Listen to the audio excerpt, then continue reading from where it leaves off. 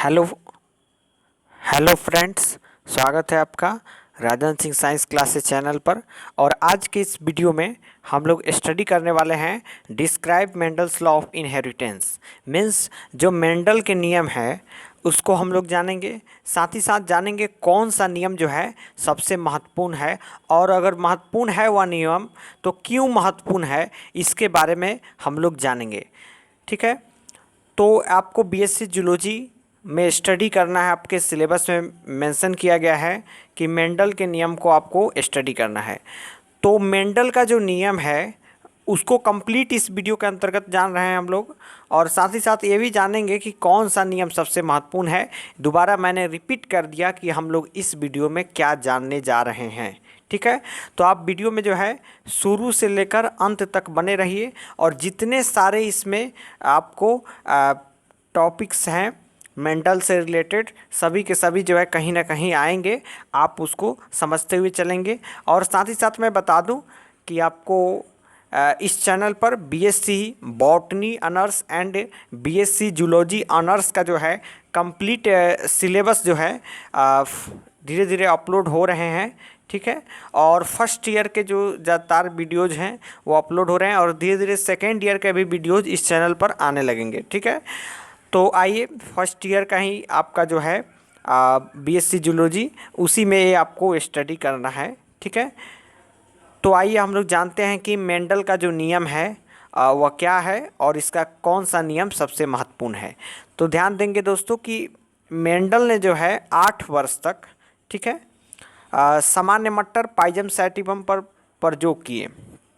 ठीक है, और बहुत बड़ी बात इसमें बताया गया है कि इन प्रयोगों के परिणाम 1866 में proceeding of natural history society of Brunn ने जो है पौधों में संकरण के जो है हमारा संकरण के प्रयोग शीर्षक से जो है प्रकाशित हुए। तो इसमें बहुत बड़ी बात बताया गया है कि मेंडल का जो प्रयोग हुआ तो उनके जीते जी ख्याति प्राप्त नहीं हो पाया, लेकिन जब उनकी मौत हो गई, यहाँ पर थोड़ा साइज छोटा कर लेते हैं, तो जब उनकी मौत हो गई तो उसके बाद ही उनके 3 जूनियर साइंटिस्ट थे, हुगो डे व्रीज थे, शेरमार्क थे और कार्ल कॉरेंस थे। इन लोगों ने जो है मेंडल के नियम को जो है मान्यता दिलाई, नीचे आप लोग देखेंगे भी। ठीक है, तो यही कह रहा है कि इसमें कि इन प्रयोगों के परिणाम 1866 में proceeding of natural history society of Brunn जो है में जो है संकरण के प्रयोग शीर्षक से प्रकाशित हुए। ठीक है, उसके बाद देखते हैं तो इन प्रयोगों की ओर लगभग 34 वर्षों तक किसी ने ध्यान ही नहीं दिया। 34 वर्ष तक जो है मेंडल के प्रयोग को किसी ने भी ध्यान ही नहीं दिया। बहुत बड़ी बात यहाँ पर लिखा गया है, 34 वर्ष एक लंबा समय होता है। ठीक है, और 1900 में हुगो डे व्रीज आए, शेरमार्क आए, ठीक है, और कार्ल कॉरेंस आए। इन्होंने स्वतंत्र रूप से अलग अलग काम करके जो है वही निष्कर्ष निकाले जो मेंडल साहब जो है हमारे निकाले थे। ठीक है, तो निकाले जो मेंडल ने प्रस्तुत किए थे। ठीक है, इसके पश्चात सभी ने जो है मेंडल के नियमों को स्वीकार किया, और मेंडल को जो है आनुवंशिकी का जनक कहा जाता है, और मेंडल को जो है जेनेटिक्स का, आनुवंशिकी का जो है फादर कहा जाता है, जनक कहा जाता है। आगे देखेंगे कि प्रयोग हेतु मटर के पौधे के चुनने के ही कारण क्या थे। लाखों प्रकार के वनस्पति जगत में पौधे पाए जाते हैं, लेकिन फिर भी मेंडल साहब ने मटर के पौधों को ही क्यों चुना, इसके चुनने के कारण क्या है, आइए इसको हम लोग जानते हैं। तो मेंडल ने जो है प्रयोग हेतु मटर का पौधा चुनने के कारण, reasons for selecting P plants for experiments, Mendel द्वारा मटर के पौधों को अपने प्रयोगों के लिए चुनने के निम्नलिखित कारण थे। फर्स्ट जो कारण था कि मटर के जो पौधे में होते हैं उसमें अनेक परस्पर विरोधी लक्षण उपस्थित थे, जैसे हरे एवं पीले रंग के बीज, ठीक है, हरे रंग एवं पीले रंग के बीज, लाल तथा सफ़ेद पुष्प वाले पौधे, लंबे तथा नाटे तने वाले पौधे आदि। तो हमारा फर्स्ट जो है रीजन हो गया। सेकेंड रीजन था कि मटर के पौधे में सामान्यतः स्वपरागण सेल्फ पॉलिनेशन होता है। मटर के पौधों में कैसा परागण होता है तो सेल्फ पॉलिनेशन होता है, स्वपरागण होता है। लेकिन इसमें पर परागण भी आसानी से किया जा सकता है। मेंडल ने मटर के पौधे को चुना क्योंकि उसके जब फ्लावर्स को देखा तो कहा कि तो सेल्फ पॉलिनेटेड फ्लावर्स है, मटर का जो पौधा का फ्लावर है। लेकिन इसमें पर परागण भी आसानी से किया जा सकता था, तो किया जा सकता है, अभी भी किया जा सकता है। तो इसीलिए मेंडल साहब ने मटर के पौधों को चुना। और तीसरा रीजन यह था कि महत्वपूर्ण रीजन कि मटर का जो पौधा होता है वह एक वर्षीय होता है, ठीक है, बड़ा आसानी से जो है, अतः अनेक पीढ़ियों का अध्ययन सुगमता से किया जा सकता है। बड़ा आसानी से इसके पीढ़ियों का अध्ययन सुगमता से किया जा सकता है क्योंकि मटर का पौधा एक वर्षीय होता है। चौथा नंबर रीजन था कि संकर हाइब्रिड पीढ़ी जो जननक्षम फर्टाइल होती है, यह भी बहुत बड़ी रीजन थी जिसके कारण मेंडल साहब ने जो है मटर के पौधों को ही चुना। बताते चले कि मेंडल साहब जो है चर्च के पादरी थे और अनेक सारे अपने बगीचे में मटर लगाए हुए थे। उन मटर के पौधों में जो है अनेक प्रकार के यही जो कैरेक्टर देखें, गुण देखें, तो इसी के आधार पर उन्होंने जो है मटर के पौधों पर अपना रिसर्च किया और उनको आनुवंशिकी का जनक कहा जाता है। चौथा नंबर तो जान गए कि संकर हाइब्रिड पीढ़ी जननक्षम फर्टाइल होती है, ठीक है। अब पांचवा नंबर है कि मेंडल ने अपने प्रयोगों के लिए 7 तुलनात्मक लक्षण चुने थे। बीज कवच का रंग, देखिए यहाँ बीज लिख दिया है, बीज होना चाहिए, जो सीड है उसके कवच का रंग को देखा, पौधे के तने की लंबाई को देखा, बीज कवच का आकार देखा कि कैसा आकार है बीज का, उसके सीड का, ठीक है। और मेंडल साहब ने क्या देखा, तो फली का रंग देखा, मतलब पॉड का कलर देखा, फली का आकार देखा, पॉड का जो भी शेप था उसको देखा, साइज को, फूल की तने पर स्थिति को देखा, तब बीज पत्र का रंग जो है उसको देखा।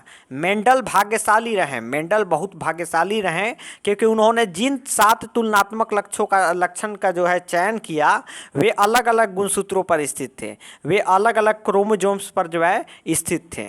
अब प्रयोगों की क्रियाविधि देखते हैं, मेथडोलॉजी ऑफ एक्सपेरिमेंट। तो जो मेंडल साहब एक्सपेरिमेंट किए थे उसके क्या क्या मेथडोलॉजी है उसको हम लोग आइए जानते हैं। तो हमारा जो मेथडोलॉजी है, तो प्रयोग की क्रिया विधि, ठीक है, मेथडोलॉजी ऑफ एक्सपेरिमेंट। सर्वप्रथम मेंडल ने अनेक पीढ़ियों तक स्वपरागण द्वारा पौधों को लक्षणों के लिए शुद्ध बनाया। क्या बनाया? शुद्ध बनाया। कितने पीढ़ियों तक? तो सर्वप्रथम मेंडल ने अनेक पीढ़ियों तक स्वपरागण द्वारा पौधों को लक्षणों के लिए शुद्ध बनाया। शुद्ध पौधों का प्रयोग पितरी पीढ़ी के रूप में किया। संकरण के अंतर्गत तुलनात्मक विरोधी लक्षणों को ध्यान में रखकर शुद्ध जनक पौधों में, कैसे पौधों में? तो शुद्ध जनक पौधों में जो है पर परागण कराया। क्या कराया? पर परागण कराया। इसके फलस्वरूप उत्पन्न पौधों को संकर पौधे, हाइब्रिड प्लांट कहते हैं। इन्हीं का देन है मेंडल साहब का कि आज विभिन्न तरह के हाइब्रिड प्लांट जो है या हाइब्रिड सीड जो है मार्केट में अवेलेबल है। और मेंडल साहब का ही प्रयोग का ये नतीजा है, मेंडल साहब का ही रिसर्च का नतीजा है कि इन्होंने जो है हाइब्रिड जो है एक नया शब्द जो है जीव विज्ञान की दुनिया में जोड़ दिया।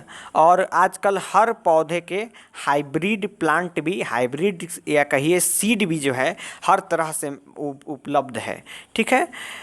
अच्छे किस्म के जिसमें रोग नहीं पकड़ेंगे, साथ ही साथ जिसमें पैदावार अधिक होगा, उस तरह के हाइब्रिड सीड डेवलप कर लिए गए हैं। तो आइए हम लोग चलते हैं कि इस मेंडल साहब ने और प्रयोग की क्रिया विधि को कैसे किया था। तो देखिए क्या किया था कि इस पीढ़ी को, कैसे पीढ़ी को? तो इस पीढ़ी को प्रथम पुत्रीय पीढ़ी F1 जनरेशन कहा, ठीक है, F1 जनरेशन हो गया। प्रथम पुत्रीय पीढ़ी के संकरण पौधों में स्वपरागण कराया। अब जो प्रथम पुत्रीय पीढ़ी था उसके जो संकर पौधे थे, हाइब्रिड प्लांट्स थे, उसमें सेल्फ पॉलिनेशन कराया। इसके फलस्वरूप उत्पन्न पौधों को द्वितीय पुत्री पीढ़ी F2 जनरेशन कहा। क्या कहा? F2 जनरेशन कहा। मेंडल ने प्रत्येक पीढ़ी में उत्पन्न पौधों की संख्या तथा सारे परिणामों को सावधानीपूर्वक नोट किया। वो सारे जो भी मेंडल साहब प्रयोग करते थे उसको अपनी एक डायरी कहिए, अपनी एक पुस्तक जो कहिए, उसमें सभी को नोट करते चलते थे और उसी में नोट करके जो है अपना रिसर्च का जो है मैथमेटिकल मैथमेटिक्स का यूज करके विभिन्न तरह के अलजेब्रिक फार्मूला से वो अपना जो है रिसर्च करते थे और उसमें पीढ़ी को देखते कि कौन सी पीढ़ी में गुण उजागर हो रही है, कौन सी पीढ़ी में नहीं हो रही है, सबको नोट करके रखते थे, सावधानीपूर्वक नोट करते थे। इसके पश्चात ये प्रयोग जो है उलट कर किया। अब क्या किए कि प्रयोग उलट दिए, जैसे ऊपर प्रयोग हुआ था उसको उलट दिए, और अर्थात यदि पहले प्रयोग में लंबे तने वाले पौधों के अंडायु प्रयुक्त किए थे तो अगली बार उसी प्रयोग में लंबे तने वाले पौधे के परागकण जो है प्रयुक्त किए। सभी 7 लक्षणों को ध्यान में रखकर अलग अलग जो है अलग अलग तथा 2 या अधिक लक्षणों का एक साथ अध्ययन किया गया तथा प्रयोगों को अनेक बार क्या किया गया, दोहराया गया। तो फाइनली मेंडल साहब ने अपना प्रयोग किया और प्रयोग की क्रियाविधि यही थी। अब हम लोग जानते हैं आगे कि इसके पश्चात क्या हुआ। चूँकि यहाँ पर जो फिगर दिया गया है स्पष्ट नहीं है, इसलिए मैं यहाँ पर एक फिगर लगा दूंगा, ठीक है। तो यहाँ पर जो है आप देख सकते हैं, पहला जो है सीड का कैरेक्टर है। तो सीड का कैरेक्टर है तो उसके शेप को लेकर के, उसके कलर को, और यहाँ पर जो लिखा गया है आपका जो उसका कॉटिलीडन कलर है, येलो है, ग्रीन है। उसके बाद सीड कैरेक्टर में ही आपका जो आपका बीज है वह कंस्ट्रिक्टेड है, सिकुड़ा हुआ है, तो कुछ इन्फ्लेटेड है, इस तरह का होता है। पॉड कैरेक्टर्स में देख सकते हैं शेप जो है इसका वह कैसा है, इन्फ्लेटेड है, कंस्ट्रिक्टेड है, कलर जो है ग्रीन है, येलो है। और अगर उसके हम लोग स्टेम कैरेक्टर्स की चर्चा करें तो पोजीशन ऑफ पॉड जो है एक्सियल है और टर्मिनल है। और प्लांट हाइट की चर्चा कीजिए तो टॉल था 6 से 7 फीट का, और ड्वार्फ था 3/4 से लेकर के 1 फीट तक, मतलब 3/4 से लेकर के 1 फीट तक ड्वार्फ था। तो मेंडल का जो नियम था उसका यही सभी जो है विभिन्न तरह के जो है यही कैरेक्टर्स थे। आगे देख सकते हैं कि इसके पश्चात मेंडल जो थे इसके पश्चात मेंडल ने अपने प्रयोगों के परिणामों की सांख्यिक गणना तथा विश्लेषण किया। इस प्रकार मेंडल ने मटर के पौधों पर सफलतापूर्वक जो है अपना प्रयोग किए और प्रयोग करके तथा उनके परिणामों को जो है विश्लेषण करके आधुनिक आनुवांशिकी, मॉडर्न जेनेटिक्स की जो है नींव रखी। तो फाइनली इस वीडियो के अंतर्गत हम लोग मेंडल साहब का जो प्रयोग था और उसमें भी कौन सा प्रयोग महत्वपूर्ण था उस सभी चीज़ को हम लोग जान गए।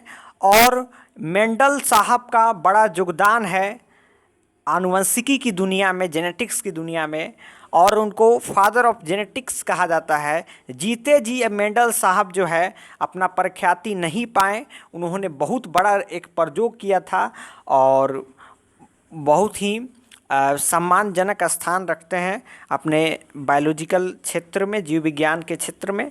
और साथ ही साथ मेंडल साहब का प्रयोग 34 वर्षों बाद जो है हुगो डू ब्रिज, शेरमार्क और कार्ल कॉरेंस आते हैं तो वो बताते हैं 1900 ईस्वी में वहीं प्रयोग करके निष्कर्ष जब निकलता है तो बोलते हैं कि ये तो प्रयोग मेंडल साहब के द्वारा कर दिया गया था आज से 34 वर्ष पहले, और दुनिया के सामने इस प्रयोग को उजागर किया गया, दुनिया इसको एक्सेप्ट की, और सर्वप्रथम मैथमेटिक्स का यूज जो है जीव विज्ञान के क्षेत्र में मेंडल साहब नहीं किया था। तो चलिए फाइनली इस वीडियो के अंतर्गत हम लोग बीएससी जूलॉजी फर्स्ट ईयर का एक इम्पॉर्टेंट क्वेश्चंस जो था मेंडल का नियम, इसको हम लोग जान गए। अगर आप इस चैनल पर नए हैं, बीएससी बॉटनी ऑनर्स कर रहे हैं या जूलॉजी ऑनर्स कर रहे हैं, तो आप इस चैनल को सब्सक्राइब कर लीजिए और बेल आइकन को भी प्रेस कर लीजिए ताकि जब नए वीडियोज अपलोड हो तो सबसे पहले नोटिफिकेशन आप ही के पास पहुँचे। साथ ही साथ प्लेलिस्ट चेक करिए, प्लेलिस्ट में बहुत सारे बीएससी जूलॉजी एंड बॉटनी से रिलेटेड टॉपिक्स कवर किए गए हैं। ऑलरेडी बहुत सारे वीडियोज जो है अपलोडेड हैं, आप वहां से देख करके अपना प्रिपरेशन कर सकते हैं, आपको काफ़ी हेल्पफुल होगा उस वीडियोज से, ठीक है। चलिए, thanks for watching this video. फिर मिलते हैं हम लोग अगले नेक्स्ट वीडियो में।